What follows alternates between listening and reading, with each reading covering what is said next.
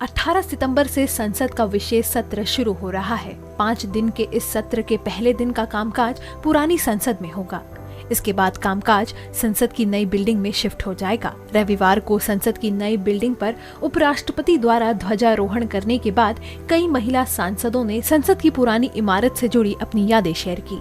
हरसिमरत कौर बादल ने लिखा कि 2006 में संसद देखने से लेकर 2009 में पहली बार सांसद बनने तक, 2014 में पहली बार मंत्री बनने तक इस इमारत के 144 पिलर से मेरी यादें जुड़ी हुई हैं।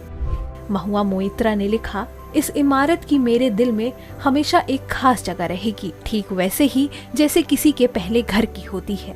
ये इमारत एक स्वतंत्र देश के स्वतंत्र रूप से चुने गए प्रतिनिधियों के लिए एक मुक्त स्थान था और ये हमारी जिम्मेदारी होगी कि भले ही इमारत बदल जाए, लेकिन ये स्वतंत्रता का प्रतीक बनी रहे।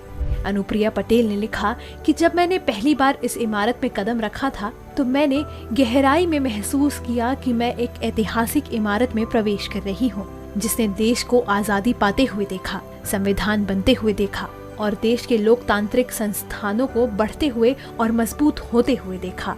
सुप्रिया सुले ने लिखा, महाराष्ट्र और बारामती की जनता के प्रति अपना आभार जताना चाहती हूँ कि उन्होंने मुझे दुनिया के सबसे बड़े लोकतंत्र का हिस्सा बनने और संसद की खूबसूरत इमारत का हिस्सा बनने का मौका दिया।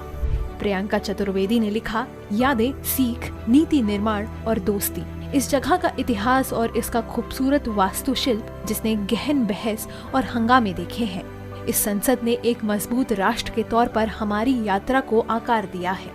इस यात्रा का हिस्सा बनने पर मुझे गर्व है और उम्मीद करती हूँ कि पुरानी संसद की आत्मा नई संसद में जिंदा रहेगी। इनके अलावा स्मृति ईरानी, पूनम महाजन, रम्या हरिदास, नवनीत राणा और पीटी उषा ने भी पुरानी संसद से जुड़ी अपनी यादें शेयर की। 10 सितंबर 2020 को प्रधानमंत्री नरेंद्र मोदी ने पुराने संसद भवन के ठीक सामने नए संसद भवन का पहला पत्थर रखा था। 29 महीने और 973 करोड़ खर्च करने के बाद नई संसद बनकर तैयार हुई, जिसका उद्घाटन पीएम नरेंद्र मोदी ने इसी साल 28 मई को किया था। अब आपके मन में ये सवाल आ रहा होगा कि आखिर नए संसद भवन की जरूरत क्यों पड़ी। दरअसल 95 साल पुराने संसद भवन की स्टेबिलिटी, सीटों में कमी, कम्युनिकेशन इंफ्रास्ट्रक्चर को लेकर कई तरह के सवाल खड़े हो रहे थे, जिसके बाद नई संसद भवन बनाने का फैसला लिया गया।